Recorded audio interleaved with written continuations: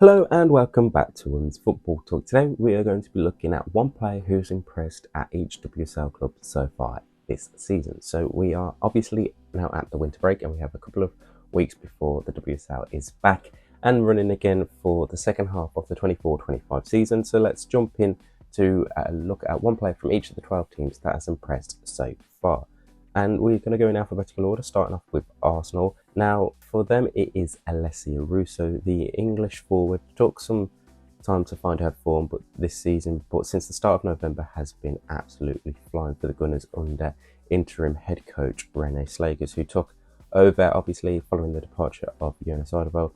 She has scored 10 goals in her last 11 appearances in all competitions, and in the WSL alone, she's scored 6 in her last 5 straight games, and has recently earned herself a nomination for December Player of the Month and has just looked really rejuvenated and a lot better under Slagers than how things were looking under Jonas Annabel. And the way that Arsenal have turned it around under Slagers, not just Russo on her own, but the rest of the team, they look like a much different team to how they were doing.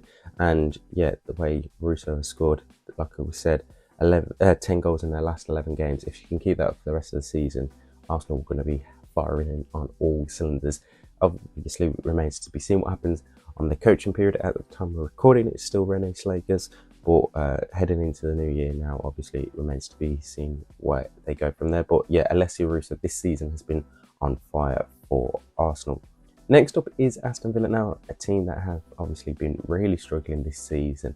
Only picked up one win under Robert De Paul in the WSL before he was relieved of duties, and then they picked up a point as well and under Sean Goethe. So it's been hard to say who's been their best player, but Anna Patten, the defender, has been really strong at the back and she's looked really solid on a number of occasions. I mean, just thinking back to that Man United draw in November, she was absolutely phenomenal and won player of the match in that game, and time again she's been one of the consistent players for Aston Villa despite the team having such poor performances. And I think for Aston Villa now, it's how they do go into 2025 with a new manager, whoever that may be. Can Anna Patten continue to lead the way she has been? And so far, looking at her season, she's been averaging 1.2 interceptions and 4 clearances per game. So in terms of her defensiveness, whilst Aston Villa have struggled as a team, Anna Patten has actually shone on numerous occasions for the Villa at the back. Next up is Brighton and Hove Albion, and for them it is their new Japanese forward, Kiko Seike. Obviously, we all remember her debut scoring a hat-trick, and she's continued to score a few goals there, scoring 5 goals for them. She's obviously took the league by storm on that opening day performance, and then she changed. Dario Vidicic changed the side as the weeks have gone on, where she hasn't really started as much. But I think throughout this season, Seike has done really well, and even if she's not scoring the goals, her versatility has definitely helped Brighton off. And we've seen how well Brighton have been doing on a whole this season, massively overperforming to what many probably expected. Obviously, new manager coming in the summer, no one knew what to expect, and for them, it's obviously been really helpful that they've got an out-and-out forward who has scored the goals so far for them this season in Kiko Seike. And I think as this season goes on, she'll become more adjusted and more used to the English way of things, and get more used to the WSL as the season goes on. Next up, it is Chelsea, and for them, obviously, it could be a whole host of players after such a phenomenal start to this season. But for us, it is Guro Reiten. I mean, what she hasn't done this season has been nothing short of phenomenal. She's scored 6 goals already this season, and it has just been a phenomenal season for the Norwegian. Obviously, if we flip back 12 months ago, she missed half a year with injury problems and then played well in the second half of last season, where she got 7 goals and 5 assists in the WSL. But this season, obviously, she hasn't been as injury prone and has featured heavily a lot in Sonia Bompasta's side. And yeah, you can see that is very helping for her, and as well, not just her goals, and even though she hasn't got an assist yet this season, her key passes helping Chelsea into that final third, or pass leading to the goal. She's had 2.4 key passes per game, so that's something that's really helped Chelsea continue to flourish. Again, maybe there was some that didn't know what to expect of the bomb past her because new manager, but obviously she's carried on her high levels over from her time at Lyon, and Chelsea obviously haven't dropped their standards off from the Emma Hayes era. But again, a few players that could get a mention in this Chelsea team, it's going to be too short, but for us, Guro Reiten is the one that just about takes it for them. Next up is Crystal Palace, and we have gone with Annabel Blanchard. Now, it's obviously been very hard for Crystal Palace to do really well. Obviously, coming into the WSL from the Championship this season, there's a lot of differences been shown. You see the quality difference between the Championship and the WSL. It's always hard for the new team that have just been promoted. We said at times they're going to struggle, but Annabel Blanchard definitely has been very impressive. For 3 goals and 1 assist so far in this season for the 23-year-old, and I think she's been really a bright spark in that team. And yeah, I think she settled into the WSL really, really well, and it's going to be interesting to see if Crystal Palace can keep her for the full season, or whether one of the teams down below at the bottom half of the table look at her because of how well she's doing, and how, if she does stay at Palace, how well they can do in the second half of the season, because they're not far off it and they're not miles away from a potential survival in the WSL, but it's just about ironing a few things out. And I think Laura Kaminsky's side will definitely be wanting that, and if Blanchard keeps doing that in the way she's been playing so far, then Crystal Palace will be very, very happy from that. Next up, it is Everton, another team that have struggled a lot to find some consistency this season. Obviously, they had 2 big injuries at the start of the season to Aurora Galley and Imne Gabaro, who 2 players you expect a lot of creativity and a lot of Everton's style of play to be revolved around. But yeah, they've really struggled, apart from obviously beating Manchester City just before the winter break started. But one player that has shone recently is Danish midfielder Sara Holmgaard. Her performances recently have been absolutely nothing short of fantastic, and obviously getting an assist in that game against Manchester City.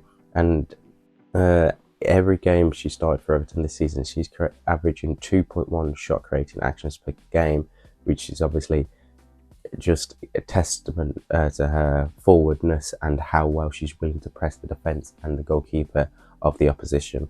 And again, she's made the most tackles in the defensive third and the second most of any Everton player this season.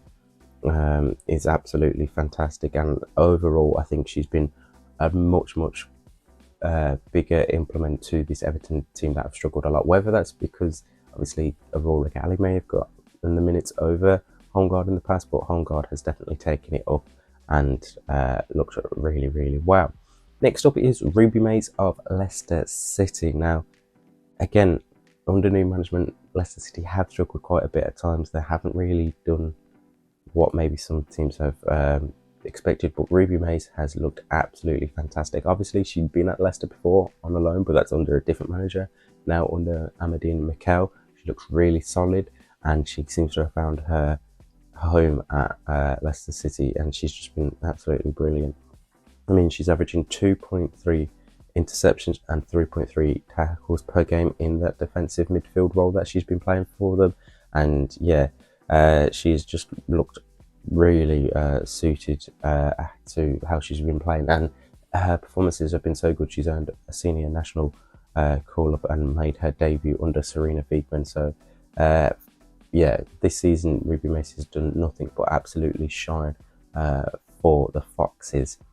Next up is Liverpool, and we've gone with the Canadian Olivia Smith. Obviously, she came in the summer for a club record fee, and it's one where, again, Liverpool have been struggling. None of their players have really lit it up so far, but 2 goals so far for Olivia Smith. She's been voted the club's player of the month a couple of times, and yeah, she's been absolutely phenomenal for Matt Beard's side, and she ranks highly in possessive carries and progressive passes received, 20 and 53. So she likes to get on the ball, and she's trying to create things for that Liverpool attack in front, but it obviously hasn't happened a lot for them, hence why they've been struggling this season. But Olivia Smith has definitely been a bright spark for them.